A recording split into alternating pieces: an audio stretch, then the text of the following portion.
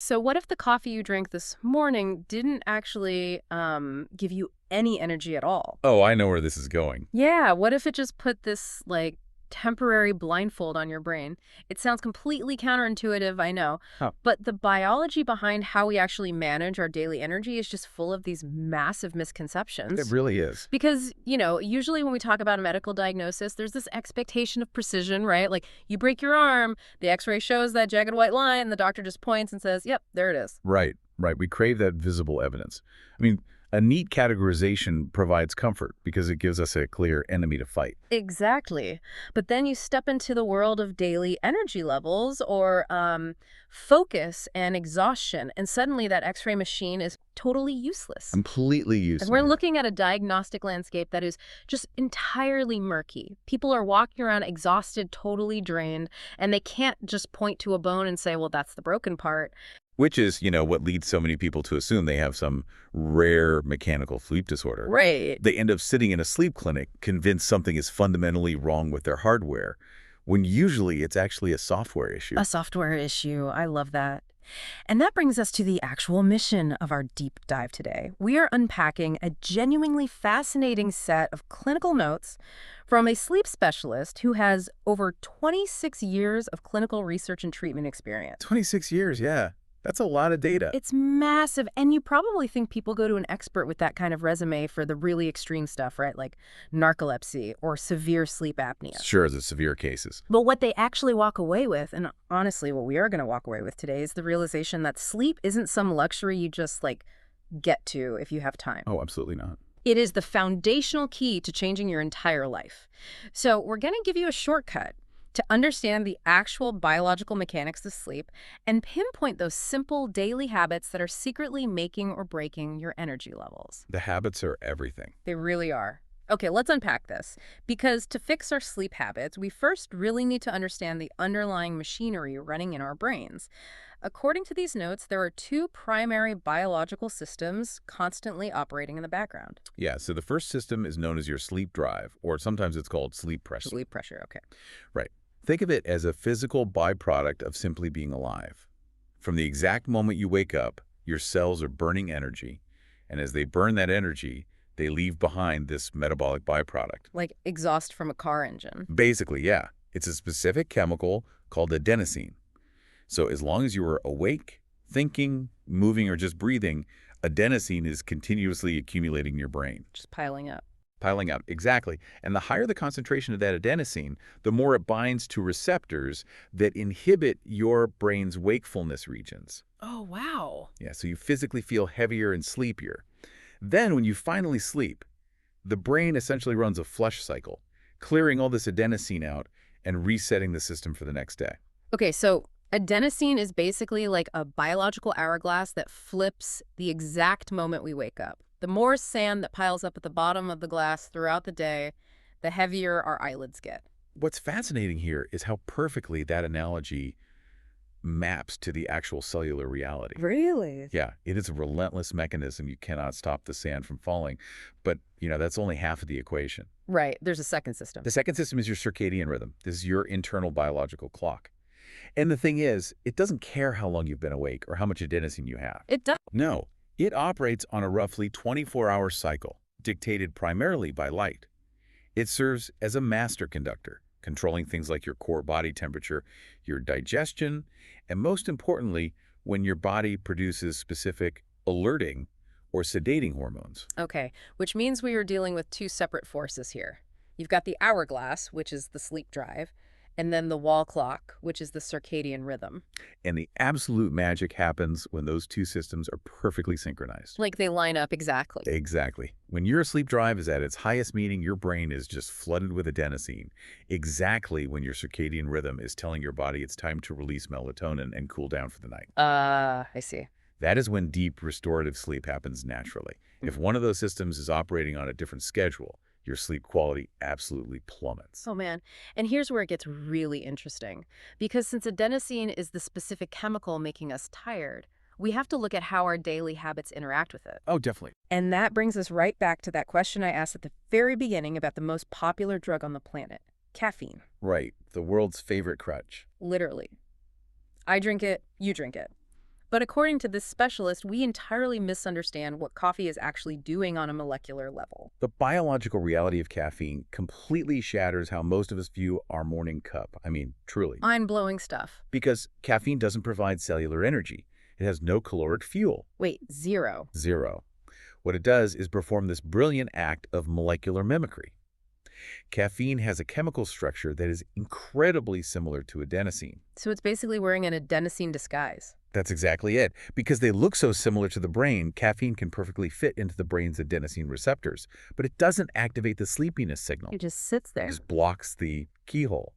The adenosine is still continuously building up in your brain. The sand is still pouring down in the hourglass, but your brain is temporarily wearing a blindfold. It simply cannot feel the accumulation of that sleep pressure.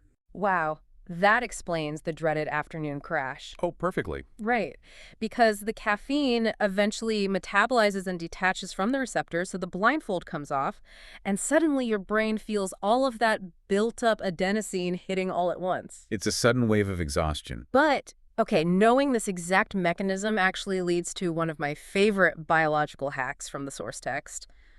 The coffee nap. The coffee nap, yeah. It sounds like a total oxymoron, right? But the mechanics make perfect sense. The protocol is to drink a quick cup of black coffee and then immediately go to sleep for 20 to 25 minutes. Yeah, and if we look at the physiology of those 20 minutes, it's just a masterpiece of biological timing. Walk us through it. When you take that short nap, your brain starts doing its natural job. It actively clears out the adenosine that is built up. You are physically removing the sand from the hourglass. Right. Okay. I've always heard analogies about coffee naps being like sweeping the floor before putting down a rug, but that never quite clicked for me. Yeah, that's a bit clunky. Based on what you're saying, it's more like clearing a massive traffic jam right before the VIP motorcade arrives. A way to like that. Right. The nap clears the cars, the adenosine off the highway. So when the caffeine finally hits, it has a wide open road to those receptors. That is a much more accurate way to visualize it, because liquid caffeine takes about 20 to 25 minutes to be fully absorbed through your gastrointestinal tract and cross the blood-brain barrier. Okay. So right at the exact moment you wake up from the nap, you have just emptied out your adenosine receptors. The caffeine arrives, finds a landscape of wide-open receptors, and easily binds to all of them. Boom. You get a massive, unhindered boost in focus and alertness for the next few hours because you've essentially double-teamed your sleep drive. That is so cool. So the coffee nap manipulates the adenosine side of the equation, but that still leaves the other half, the circadian rhythm. And this is where most of us completely sabotage our natural morning biology without even realizing it. Because I'll be honest, I am entirely guilty of doing this, and you listening probably are too. Most people are. I reach for a cup of coffee the absolute second I open my eyes. Yeah. And the text is waving a massive red flag at this habit. It is arguably the most common mistake people make, and it fundamentally clashes with our morning endocrinology. How so? Well, in the first 90 minutes after you wake up, your body is naturally pumping out high levels of cortisol and adrenaline. Cortisol? Wait, isn't that bad? We often hear about cortisol as the stress hormone, but in the morning, it's your natural biological ignition switch. Your internal clock is sounding the alarm, raising your body temperature, and trying to get you moving. Okay, so if that natural alarm bell is already ringing and flooding the system with alerting chemicals, adding caffeine on top of it seems entirely redundant. It is largely a waste. Your receptors are already saturated with natural stimulants. The caffeine doesn't give you the desired impact. And honestly, worse, your brain just adapts by building a tolerance to it. Oh, so you end up needing more coffee just to achieve the same baseline feeling. Exactly. The fix here is surprisingly simple, though. The specialist advises that when you wake up, you should just drink water. Hydrate, hydrate, hydrate. Yeah, you've just gone 7 or 8 hours without fluid. Your brain is literally dehydrated. So rehydrate first, wait that 90 minutes for your natural cortisol spike to start dropping, and then introduce the caffeine. It hits the receptors right when your natural energy begins to dip. Yes, maximizing the effect without building unnecessary tolerance. It's so smart. And if we connect this to the bigger picture, this morning cortisol spike isn't a universal experience that happens at 7 a.m. for everyone. Oh, this part is huge. This is a crucial pivot in the clinical research. We really have to address the evolutionary biology of chronotypes. The biological sleep code. This part of the text completely reframes how we view productivity. Because your chronotype is not a preference. It is a genetic trait, Like eye color. basically. It's heavily influenced by things like the PER3 gene, which is hardwired into your DNA. This genetic code dictates the exact timing of when your body produces melatonin to make you sleepy and when it produces cortisol, adrenaline, and dopamine to make you alert. Wow. It means the optimal time for you to focus, solve complex problems, exercise, or rest is entirely unique to your specific biology. I always wondered, like, why humans would evolve to have different sleep schedules. I mean, if we were all living in caves thousands of years ago, wouldn't it make sense for the whole tribe to sleep at the exact same time? Actually, from an evolutionary standpoint, that would be incredibly dangerous. Wait, really? Yeah, anthropologists call this the sentinel hypothesis. Think about it. If the entire tribe lost consciousness at the exact same time, they were highly vulnerable to predators. Oh, that makes so much sense. By developing staggered chronotypes, human groups ensured that someone was naturally alert and keeping watch by the fire at almost every single hour of the night. Which is incredibly liberating today. Because society pushes this really monolithic hustle culture narrative, you know? Well, the 5 a.m. club? Exactly. You're told to wake up at 5 a.m., hit the gym, and conquer the day before the sun comes up. And if you can't do that, you just feel lazy. But this research says, no, you aren't lazy. You might just be running your life on the wrong biological software. The guilt is entirely misplaced. The clinical data categorizes people into 4 distinct groups based on these ancient genetic rhythms. Break those down for us. Sure, so you have your early birds, who naturally peak in the morning and burn out by late afternoon. You have neutral types, who follow a standard solar schedule, rising and setting roughly with the sun. Okay. You have night owls, whose brains literally do not produce peak focus chemicals until late in the evening. But what often gets overlooked in pop science is the mysterious 4th group. Yes, the text singles out a highly distinct 4th category that doesn't fit the standard model at all. What is going on with them? This 4th group is often referred to clinically as the hypervigilant or bimodal sleeper. Bimodal. Yeah, going back to our evolutionary tribe, these are the scouts. Their genetic wiring makes them highly sensitive to environmental changes. They are often highly intelligent, analytical individuals, but their sleep architecture is incredibly fragile. Fragile how? Well, they rarely get long, unbroken blocks of deep sleep. Instead, they sleep lightly, often waking up multiple times with their mind instantly racing with complex thoughts or anxieties. Man, if someone is listening right now and thinking, well, that's me, my brain never fully turns off, how are they supposed to optimize their schedule? The absolute worst thing this 4th group can do is force themselves into an 8-hour continuous sleep block. Yeah, they need to embrace fragmented rest. If they wake up at 3 a.m. with their mind racing, they shouldn't fight it. Read a book, do a low-stakes task, and then sleep again. For them, optimization is about actively down-regulating their nervous system throughout the day, rather than just expecting it to magically switch off at night. Okay, so if the morning is all about syncing up with our cortisol and our specific chronotype, the evening is all about preparing the body's systems to shut down. The wind down. The wind down. We have to talk about the habits that actively sabotage this transition. And let's tackle the biggest paradox first. Alcohol. Yes. This is perhaps the most globally misunderstood evening habit. Many people view a nightcap as a sleep aid. I mean, I always assumed any sleep is good sleep. But if alcohol acts as a sedative that physically knocks you out and yet you still wake up feeling like absolute garbage the next day, it must be hijacking the quality of the recovery, right? It absolutely hijacks the architecture of sleep. Alcohol is a central nervous system depressant. It will cause you to lose consciousness quickly. But losing consciousness is not the same biological process as natural sleep. Not at all. The text highlights that alcohol aggressively suppresses deep sleep. And deep sleep is the exact physiological phase where the body physically repairs itself. What exactly is happening in the brain during that deep sleep phase that makes it so critical to protect? Oh, this is fascinating. During deep sleep, your brain activates something called the glymphatic system. The glymphatic system? Yes, it's essentially a massive biological dishwasher. Wow. The glial cells in your brain literally shrink in size, allowing cerebrospinal fluid to rush through the brain tissue and literally wash away toxic waste proteins, Like what kind of proteins? like amyloid beta plaques, which accumulate from a day of intense thinking. When you drink alcohol before bed, you are putting up a roadblock to that wash cycle. You might be unconscious, but your brain isn't cleaning itself. That is a vivid and honestly somewhat terrifying visual. Your brain is just sitting in its own toxic waste because you wanted a glass of Merlot at 10 p.m. Pretty much. So what is the golden rule for our evenings then?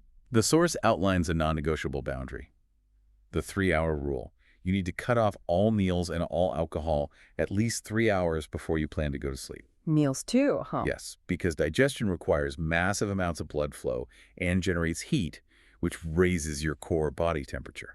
Oh, and since the circadian rhythm wants to lower our body temperature to initiate sleep, eating a late dinner is basically turning on the internal furnace right when the body is trying to turn on the air conditioning. Exactly.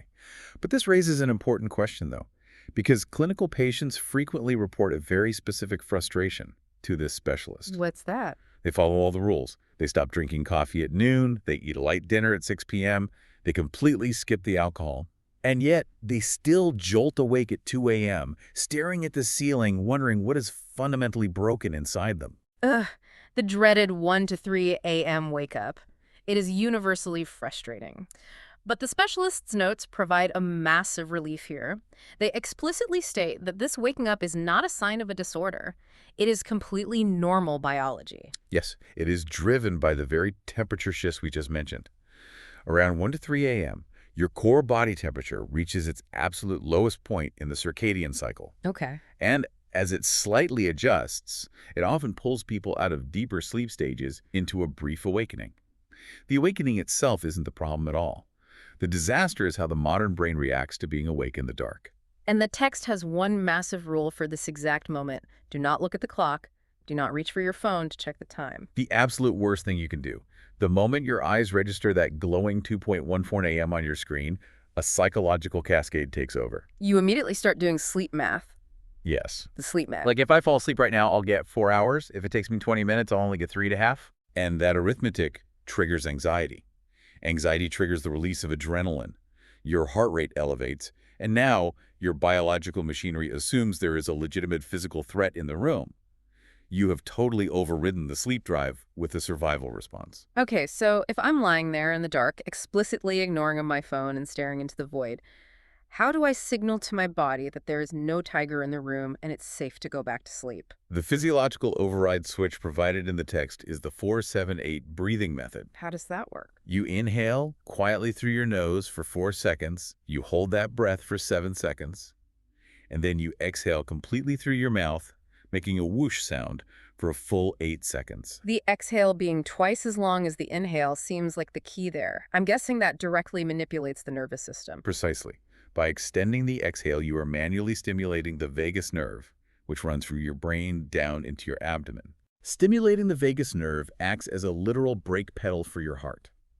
It forces the heart rate to slow down and manually activates the parasympathetic nervous system, which is the rest and digest mode. Oh, wow. It clears out the adrenaline, drops the core temperature back down, and creates the exact physiological conditions required to slip seamlessly back into a natural sleep state. It's basically a biological volume knob for your nervous system. You just dial down the panic. Exactly. So let's assume we implement all of this. We manage the adenosine accumulation, we sync up with our genetic chronotype, we protect the brain's wash cycle by avoiding late meals, and we breathe our way through the 2 a.m. wake up. A perfect night. Once we finally stay asleep, what is the brain actually doing with all that remaining downtime? Because the notes make it clear that sleep isn't just about physical restoration.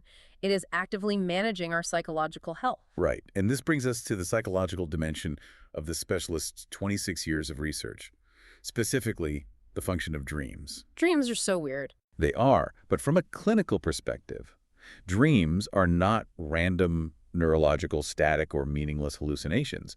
They are the brain's absolutely required mechanism for emotional digestion. Emotional digestion, that is such a powerful way to frame it. It really is.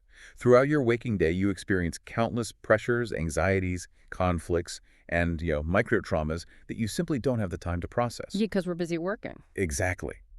But while you are in REM sleep, the brain actively pulls up these experiences. Dreams act as a mirror to your current mental state.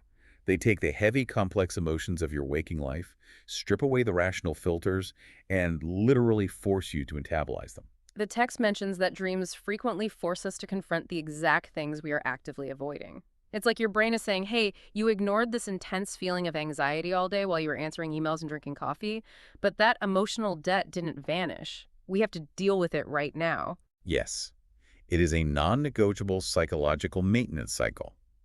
which leads to a crucial caveat the specialist includes for anyone actively trying to fix their habits. What's that? You have to remove the pressure to perform.